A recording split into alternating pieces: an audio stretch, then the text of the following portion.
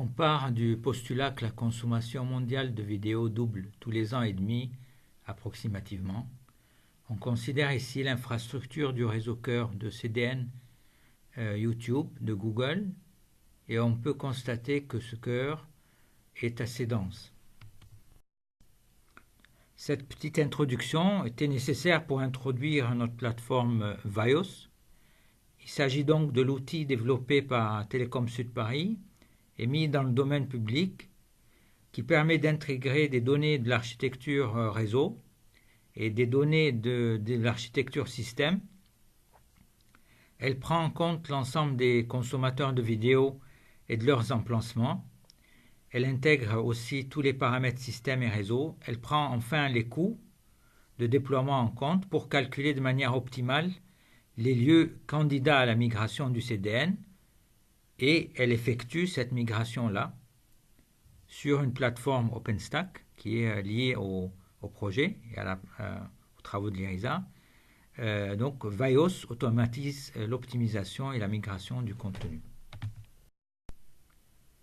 Afin de s'intégrer sans problème dans le développement de nos partenaires, notamment la plateforme réalisée par l'IRISA, nous avons construit un outil modulaire composé de 3 parties principales. Donc on commence d'abord par remplir les paramètres des architectures système et réseau, de tout ce qui est en rapport avec la configuration du réseau et des machines que l'on va instancier à travers une base de données SQL. Ensuite, la deuxième partie concerne les algorithmes que l'on a réalisés, qui sont des algorithmes d'optimisation, soit des algorithmes exacts lorsque le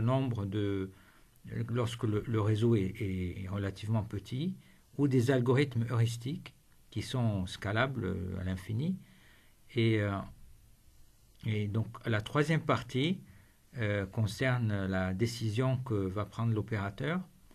Dès qu'il est convaincu de la proposition que l'on fait pour la migration ou l'instanciation, on va invoquer au VAIOS, OpenStack, qui va effectuer vraiment l'instanciation de CDN ou la migration, le cas échéant. Donc là, on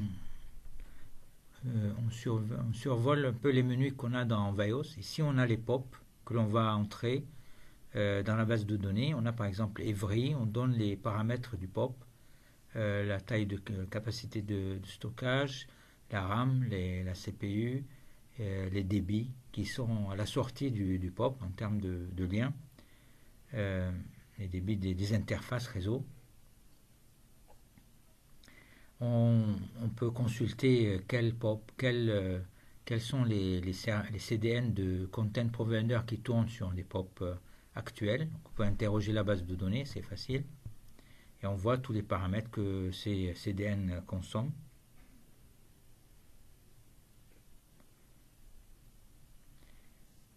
Là, on interroge par exemple le POP. Là, on interroge pour voir quel POP tourne TF1 par exemple. Et là, on interroge Paris pour savoir quels sont les CDN qui tournent sur le POP de Paris. Ensuite, il est nécessaire de dire où se trouvent les consommateurs. Donc, on va dire que ça, c'est l'accès. Et l'accès, ça peut être, comme on voit ici, par exemple, des inodes B, donc du Edge Storage, Edge Cloud Computing, ou ça peut être des slams, des points de distribution. Et enfin, on donne les capacités des liens qu'il y a entre tous ces points du graphe. Donc, Évry, Paris, 44 000. Bien sûr, c'est des exemples. Hein, donc ça. Et aussi, on met les coûts de migration qui sont constatés entre un POP et l'autre, car à la fin, on va faire une migration ou une instanciation. Donc, il faut savoir si cette opération va être coûteuse ou pas. Le résultat, donc, c'est un graphe qui est, vous voyez, des deux graphes. Le graphe de gauche, c'est le graphe initial de l'opérateur. Et le graphe de droite, c'est un graphe qui suit les caractéristiques de minimum 4, maximum flow. Donc, c'est un graphe optimal.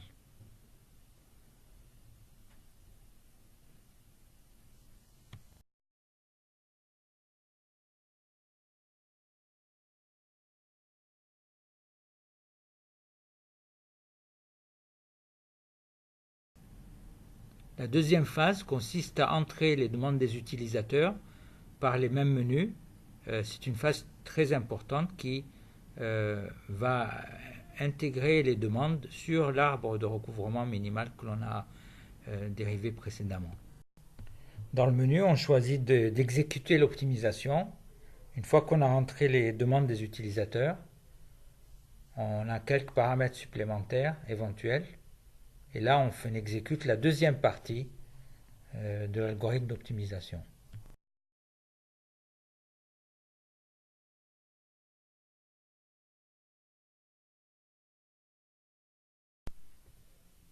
Un résultat très important de VAIOS, de l'optimisation, c'est ce graphe-là.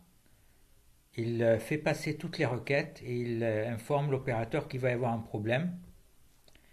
Et donc, il lui propose de faire la migration afin d'éviter les liens en rouge.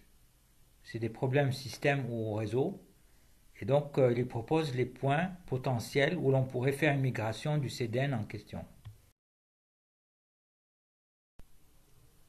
L'opérateur teste la migration en effectuant une simulation et l'outil recalcule les demandes, les nouveaux lieux de consommation, il refait une optimisation et on peut remarquer ici que donc il n'y a plus de lien en rouge, il n'y a plus de problème. Comme je l'ai dit précédemment, on a étendu l'algorithme pour inclure des graphes complexes. Donc on peut monter à des milliers de nœuds dans le graphe sans avoir des temps impossibles. Donc ce sont des temps polynomiaux en général. Au niveau de la recherche fondamentale, on a aussi proposé un algorithme théorique où l'on résume les deux étapes en une seule. Ça s'appelle le Maximum Concurrent Flow Protocol. C'est en cours de publication. Enfin, en espérant d'avoir une extension du projet sans fonds additionnels, nous allons intégrer dans VAIOS la notion de dockerisation pour inclure des équipements lightweight, Android ou des téléphones portables.